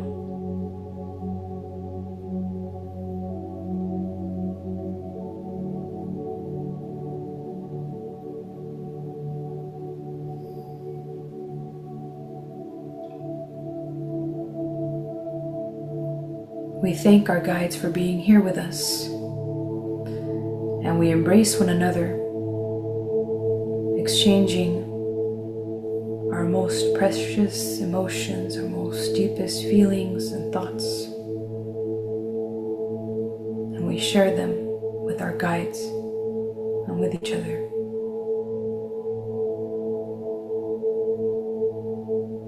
And we prepare to return. We inhale. We hold, as we exhale, we begin to feel the temperature in the room. We begin to become aware of our surroundings and our location. We inhale, and as we exhale, we begin to move our body and regain the sensations. We inhale, and as we exhale, we prepare to open up our eyes very slowly.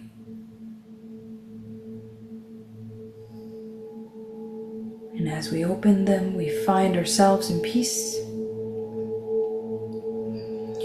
and in harmony.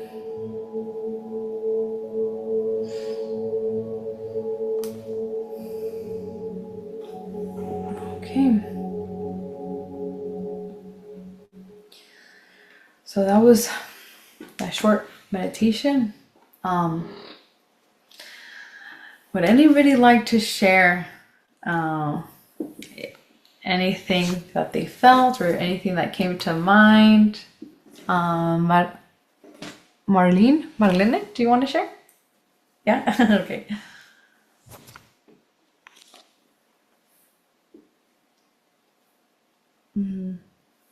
Give me 1 second. I was trying to figure it out how to open the mic. I'm old school. Yeah, I came late because I don't know if you know, but now you know. I have a daughter. She's 14 years old and she has autism. So she's going through those stage of life when all women, we are impossible, plus the autism. I really believe that she's been a true master in my life. And I think with her, I start to awakening even more. It's been a long path.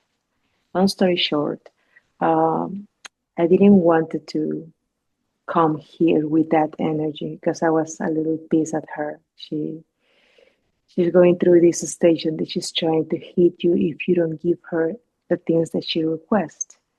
So as a parent, it's kind of hard to understand because you gotta divide the disability and the guidance. So hang in there. But I decided just to join you guys and try to do my best and ask for guidance for our big brothers. And I felt it. I saw the white lights in my head when I closed my eyes, like a 5 white lights aligned. Yeah. And I felt like the energy. It's like someone was holding my hands. Oh. That's very beautiful. I feel much, much better. And thank you. Thank you so much, Eva. Thank you so much because your voice, it makes me feel very calm. Oh. Since the first time that I heard you there at Shasta. I hope you guys have the same experience, but so far this is what I felt. And I think I'm going to bed very calm and with another perspective. And I'm going to hug her and tell her that I love her. Oh, thank you. Thank you for sharing. No worries. Okay. Let me see. Patty, I don't know if you wanted to share. As your mic's on, I didn't know if you wanted to share. Not really. I think I got to the place where the White Brotherhood was coming down, and then I drifted off. Oh, they took you somewhere. Yeah, I guess. Well, that's cool. That's still cool. Thank you, Patty. Let me see. Yes, Pamela. Yes. Yeah, it just that. But it was beautiful. Oh my gosh, like the moment you brought down the energy I was in, like deep, it was very, very beautiful, peaceful. And I started to come out of the tunnel and I saw a forest similar to Shasta, but all rainbow. And you said, and there's a forest. I was like, wow, it kind of, those little confirmations that were following you were in the same frequency together, And it was very beautiful, very peaceful. And it was just so powerful to me, like when you brought the earth, the reflection of it for us to focus on. and then dropping it in, I was like, wow, this is amazing. It just felt really beautiful and really powerful. And I knew that I'm supposed to be here. I'm like, I love this. So thank you. Thank you for sharing, Pamela. Let's see.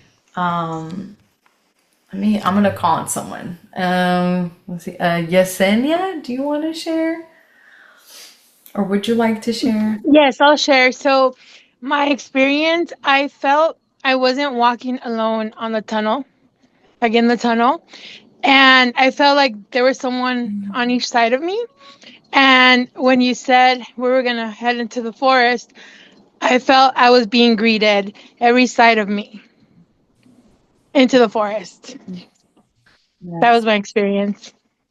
Okay. Thank you, Yesenia. Um, let's see. Who else let's call on Atefe. Atefe, do you want to share? Would you like to share?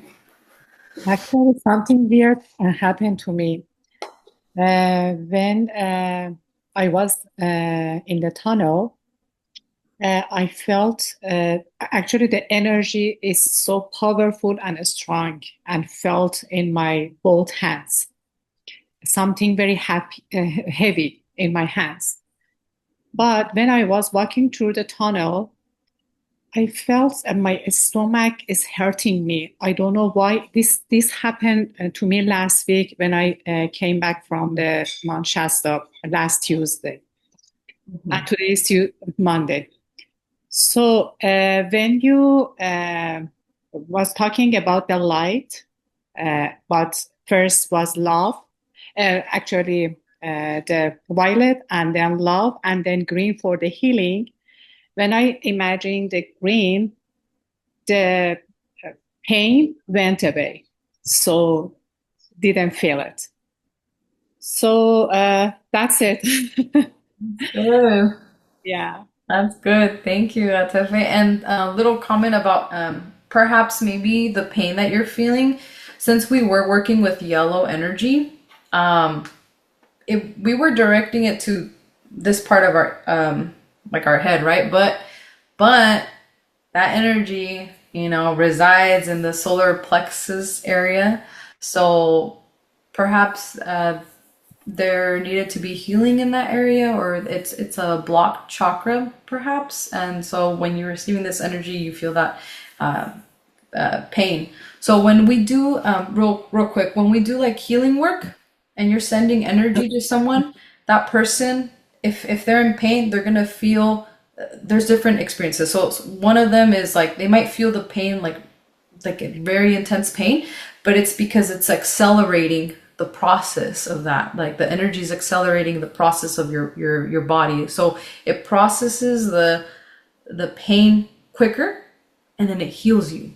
So perhaps that's what you were feeling, and then with the green energy, you said you kind of felt like better, like that pain went away. So that's what I think happened. Actually, it's a very old thing. I had been, the stomach pain since I was young. So every 2 years, because I have the H. pylori in my stomach, and every 2 years and 3 years it started to, to start growing and hurt me. But I don't know, it's for this one, and that you said it's for the solar plexus. I'd say, yeah, well, it's this area. It could be, yeah. Yeah. But the green was very strong. Oh, good. That's good. You received healing energy. I'm in pain now. Thank you so much. It was amazing. Thank you. Thank you. Thank you for sharing. Let's see. Someone that I haven't heard from. Fernando, do you want to share? Oh, I couldn't see much, Eva. I don't have much to share. Okay, well that's okay. Like I said, that we're all at different levels. So if you guys had a hard time visualizing it, I'm gonna teach you guys like techniques. Okay, just take this meditation as like your starting point, where you're at, and then compare it at the end of the course. Then you'll see like how much you've grown. Right? This is why it's good to have a journal. Yes. Oh wait, yes, journal. Okay. So before I share, does anybody else want to share? Or if not, I'm gonna call on maybe Herman or Fede. Let me see, Herman, do you have something to share, Herman? Before you called me, the little that I see is, oh, well, we went out of the tunnel. We went to I went to Shasta, where the area of that we both meditate together. Remember, on that part of the forest. Yes. So I went there, and then also when we in the last meditation on the Saturday night, and so I was there, but I can't remember much of what I saw, but I do remember seeing a person that I never met before, a woman, like maybe on the 20s, that a face that I can recognize if I see it somewhere, but a very vivid, you know, a person, a woman, but I never met that person before. Not, I, I don't know, but it just came to me very like that I was seeing it. You know, it was just a brief, like a 3 seconds. I was able to see her face, but I don't know. Maybe it's someone that I'm gonna meet in the near future or something. But I don't know. That's what I remember. But there's a lot of the rest. I don't remember. I was seeing stuff, but I don't remember exactly what it was. Okay. So sometimes when we do these meditations, like this meditation is recorded, so whoever watches the recording, will connect to it. Sometimes, you can see people that are going to be doing the same meditation at a different time, and you can perceive them. It could be that, like what you said, that you're going to meet this person, or depending on how you visualize them, it could be a guide, or it could be someone that was there. But if you saw like a person, you said like it's like very quick. I would say this is why it's good to have something to draw or to write stuff with. If you know how to draw him, try to draw that person, because you might see them again, and it could be important. It could be significant as time goes by. You or someone else might see that in the future. Yeah. Thank you, Herman. Let's see, someone that didn't share. Let's see. You guys have your cameras off, so I don't know if you guys want to share, but if you do, like Sammy or Karen, I don't know if you guys want to share. No? Okay. Okay. Let's go with Fede, and then I will share after him if he has something to share. Thank you. And thank you for the meditation. I think the most memorable part was when you said that beside us there was someone, and to my right I saw like now that I think of it, it was a male, and on the left a female, and the person on the right was taller, the female shorter, and I felt that I had a strong connection with these beings, and the one onto my right was more stronger, bold, outgoing, and I felt that this is the one that was carrying me as far as reaching out and doing things. But then on the left of me, which was not as clear, my vision of this being, but I felt like this was the one that had the deepest connection and had those real deep spiritual insights. And at some point I just felt like if I was out of my body, I was not in this location, I was elsewhere, and it felt familiar. And I think those are mainly the highlights. So thank you for the meditation and for letting me join. Okay. That's very interesting. Thank you for this. So I didn't say this in the beginning, right? I didn't say who those people were, but I'm seeing something and you guys are seeing something. So, okay, so now I could share. When we went through the tunnel, and then we came out of it, I said a forest. I was in Shasta, but I wanted to leave it open to see if like maybe other people are gonna connect to the same place or similar, right? So a couple people said like you guys are, or we're in Shasta. Then I said that we were gonna make a circle and then 2 people are gonna be on their side. I didn't specify if it was gonna be someone from the group or if it was gonna be guides, right? So I think depending on what you visualized, that's the meaning, okay? Because for me, I visualized people from the group. So that's what I got. So I got people from the group, like, you know, so that's what I got. And Fetish says that he felt like, or at least the way I interpret it, it's like perceptions or sides of him, which can also be significant depending on, like I said, like what you feel, right? And then after, there was a lot of energy, guys. So in the beginning, even when we did the dome of protection, like way in the beginning of the meeting, I don't know if you guys heard my voice crack, but it was because I was feeling emotions and stuff, and I just like, it just happens every so often. And I try to be neutral and be calm. But when we did this meditation portion, I felt all your guys' energy. It was like, it was good because it was interesting to me because we haven't like, I mean, we meditated in Shasta and then I have that connection with everybody else that's been here in the group already. But we've never meditated like us together, you know? So to me, it was very cool how if you were able to perceive, or at least for me, like my perspective, I was able to feel the energy of the group and it was strong. And then the presence, right? Before we left, I asked the guides if they could come closer so that way we can kind of perceive them better. So hopefully you guys were able to feel that when they got closer. If you had the sesame crystals, you might have felt like that weird feeling, right? When they get near you. So yeah. And like I said, this is just like a little snippet of what's to come, right? Because there's going to be a lot of things that we're going to practice on to help you guys visualize and perceive better.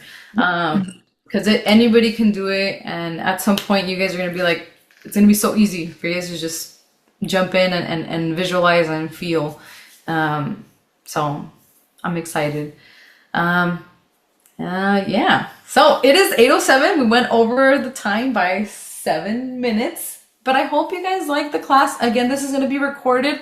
And then I do plan on uploading this on my channel, the YouTube channel. It's just Rahma stuff, okay? But if you guys, let's see, I want to have it up by tomorrow. But I don't know how long it's going to take me to actually upload it. But I will send you guys the Zoom recording link. So you guys will have the link to look over it. I'm going to be sending out the second half of the material. And then your homework for this week is to just either watch the Cosmic Plan, which is a video on YouTube, or read about it. And then I will share the link for that too. And then the other thing would be if you guys don't have a journal, please get one or get something to write all your stuff and record stuff with, okay? And yeah, and the way, I think I didn't set up mine, but when I print out all the PDFs, like this is in Spanish right here. This is the Spanish version, but this is what I meant like for you guys to have. So have a binder, the cover sheet will go in the front, and then on the inside you would have like the pages, and then you fill it up as we go along. Yeah, at least that's what I plan to do. But yeah. So any questions? Any other questions about anything? Yes. It's not a question. It's just a comment. I was kind of like, wow. I perceived people from the group when we held hands, right? And Okay. Federico on my right and Herman on the left, I was like, oh, and I look up and you're directly across, right? But when he said he's with beings, I was like, wow, maybe we're together as our other beings as well, right? Like it's almost like I felt like we could be connecting with ourselves too, not just some external being that's coming up, right? Because we're everywhere in parallel lives. So I just had one of those moments like, oh my God, we're probably, or it could be some other guide or being of his because it's his perception and his reality. But I just thought that was really cool. Yeah. And thank you for bringing that up because so you know how I said that too, that I felt like there was two people, right? So I didn't say it, but the purpose of that portion, that specific portion, was so you could see who you have the most affinity with, right? Or in the group right now, like, or who, and that could be based on your cosmic name, or it could be based on just, I don't, like maybe previous past lives, right? Connections. And so that was part of it. So if you were able to perceive that, so there may be a connection. I will share too that like I saw Herman too, right? That's funny. I saw Herman and I also saw Fede. So like they were both like that. Like and then I also saw you. I kept seeing you a lot too. Yeah, I saw so you that was, but I saw so there's you. a connection, yeah. So there's definitely a connection. Yeah, that's cool. So thank you, Pamela, for sharing. Herman, yes, I see your hands up. Yes. Yeah, I remember now that I visualize Barrett on my right and you on my left. Okay. But I feel I like that Pamela saw me on the group. So I don't know. I'm intrigued about Pamela. I like her energy. So hopefully we get to share more in the future during the course. I think I read some comments that she posted before, and so I don't know. It's something, some connection there too. But see, it's something that I visualized, but I didn't remember at the time that I shared. Okay. You see? Thank you, Herman. Thank you. You see, this is why it's good to share, you guys. Don't be shy. So thank you, Pamela, for sharing. Thank you, everyone, for being here. And again, if you guys have like questions and don't feel comfortable sharing in the group, you guys could send me a message, direct message, and then I will respond. I will say like emails, I take a long time to reply to emails because I need glasses. I'm not wearing them, but it's hard to see sometimes. So I'm like, but my phone has like the zoomed letters, so they're big. And also I'm quicker because I'm looking at my phone and I'm like, oh, okay, someone's texting me. Yeah.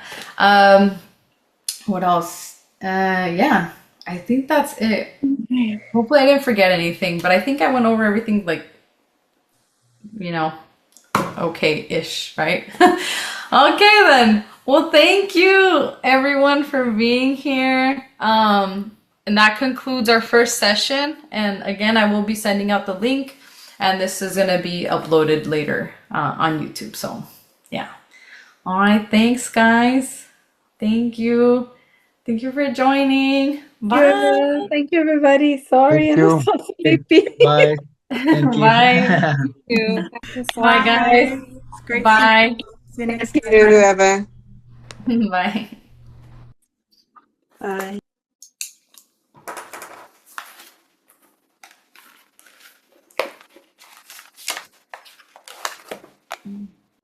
Hello, dear friends. This is Sixto Paz speaking. This is a message for Contacto Ascension. I am here once again at Mount Shasta, but I want to remind all of you that the experience of contact depends greatly on our attitude, on how we prepare ourselves inwardly for it. It is essential that we maintain a positive rhythm, a disciplined way of life. to help facilitate the contact experience. This is especially important in a time like the one we are living in now, when the existence of the UFO phenomenon is already coming to light. Before long, they will begin speaking openly about extraterrestrial contact itself. That is why we must continue preparing, because it falls upon us to help set the example for the great transformation, the great awakening of humanity's consciousness. So stay motivated, give it your very best, and continue working diligently with all the preparation you have been receiving. And remember, in these matters, success does not belong to the one who merely begins the journey, but to the one who perseveres until the very end. From Mount Shasta, I send each and every one of you a warm embrace.